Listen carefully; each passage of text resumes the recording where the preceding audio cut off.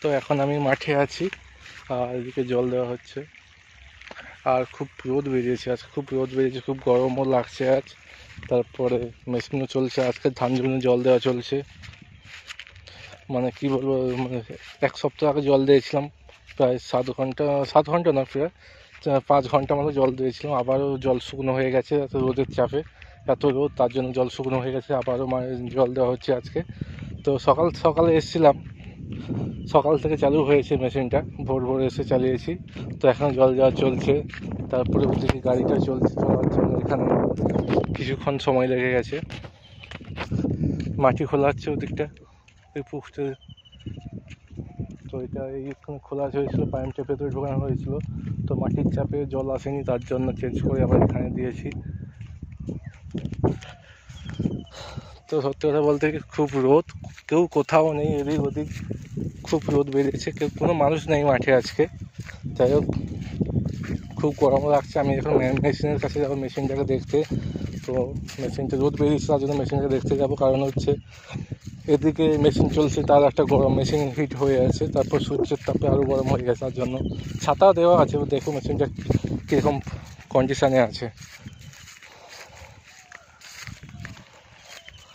তো এখন যাচ্ছি আমি। ধানটা মাঝখানে খুব খারাপ হয়ে গেছিলো, মানে পোকা টোকা লেগে যাওয়ার জন্য ধানটা ঠিক হচ্ছিল না। তো তারপরে বৃষ্টি মারার পরে ধানটা ঠিক আবার ভালো মতো বেরিয়েছে, আর শীষটাও মোটা মোটা হয়েছে। তো এটা ভালো লাগছে। তো একটাই নাকি অশান্তি দিচ্ছে হচ্ছে যে হচ্ছে গরম আর রোদ যা বেরিয়েছে, রোদের তাপে একদম থাকা যাচ্ছে না, মাথায় গামছা পরে বেরিয়েছি।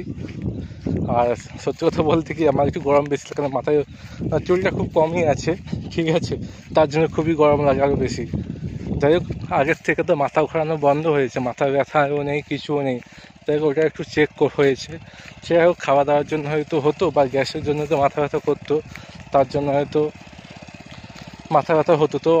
তবে এখন আর মাথা ব্যথা নেই, কোনো কিছু নেই, টেনশন নেই, কিছু নেই, সব কিছু হয়ে গেছে। তারপর রিসেন্টলি আমি বাবা হয়েছি, তো সেটা আরও খুশি দিয়েছে আমাকে।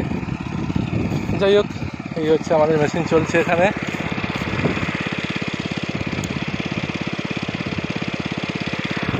তো তার মাথায় ছাতা লাগানো হয়ে আছে, এই দেখো মেশিন চলছে।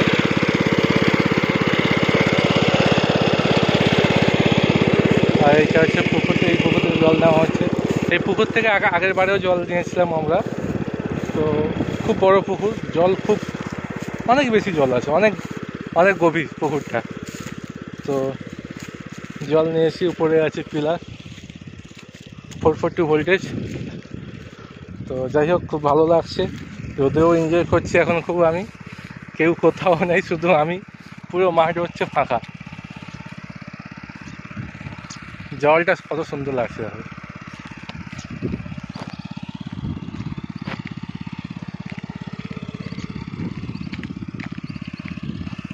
তো তারপরে এই পুকুরে এসে অনেকে চান করতে আসে, পুরো পরিষ্কার জল, পুরো সুইমিং পুলের জলের মতো লাগছে কালারটা।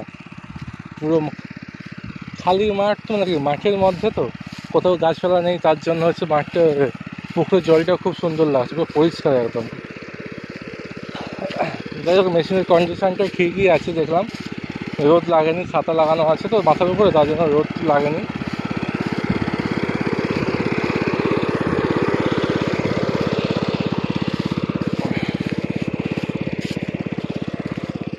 আর কি বলবো, হাওয়াও নেই, কিছু কিছু নেই, খুব আজকের দিনটা খুব গরম পড়েছে। তারপরে ওদিকে মাটি খোলা হচ্ছে। তো বাবা ওখানে আমাদের বাড়িতে বসে আছে, আমি একটু মেশিনটা দেখতে আসছিলাম বাড়ি থেকে। আমি তো সকাল দিয়ে গিয়েছিলাম 9টার দিকে, মেশিন চালিয়ে জল টল সমস্যা করছিল, তো মাটি খোলা গাড়ি নিয়ে। তো সমস্যা বলতে কিছু নয়, অতদিন গাড়ি চলেনি, আমরা মেশিন দিয়ে জল দিচ্ছি, যে রাস্তা দিয়ে যাবে মাটি নিয়ে ওই রাস্তার মধ্যে পাইপ বেছানো আছে। তো ওইখানে কী করছিল, আমরা কি জেসিবি এসে খুলে গাড়িটা করে পাইপটা দিয়েছিলাম মাঝখানে। তারপরে মাটি, তারপরে একটু দিয়ে খড় টড় দিয়ে মাটি চাপা দিই, তারপর গাড়ির চাপে বা জল যাওয়া বন্ধ হয়ে গেছে, পাইপ টাইপ হয়ে গেছিলো, খুলে গেছিলো, মেশিন বন্ধ করে ছোট পাইপের মতো রাস্তা করেছি, করেতে পাইপ ঢুকে খড় দিয়ে দিয়েছি, তারপরে দিব্যি চলছে মেশিন, জলও যাচ্ছে, তো এখনও কোনো সমস্যা নেই।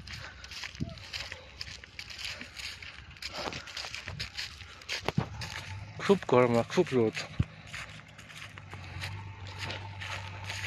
আমাকে দেখে দেখে আমার মনে হয়েছিল মজুদ যেন আমি। যাই হোক, ধান গাছটা খুব ভালো হয়েছে।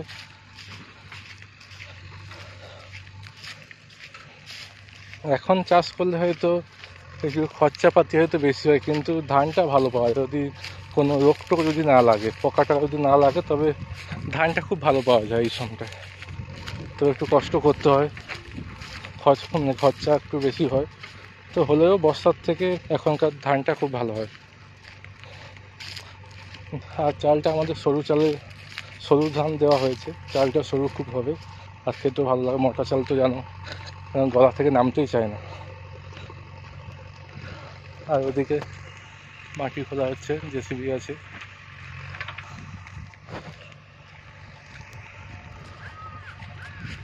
এই হচ্ছে আমাদের ধান।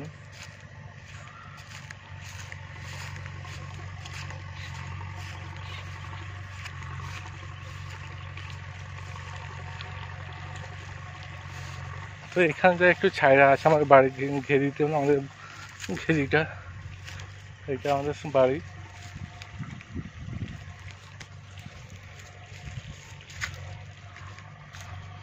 তো ব্লগটা কেমন লাগলো অবশ্যই কমেন্ট করে জানিও, ঠিক আছে।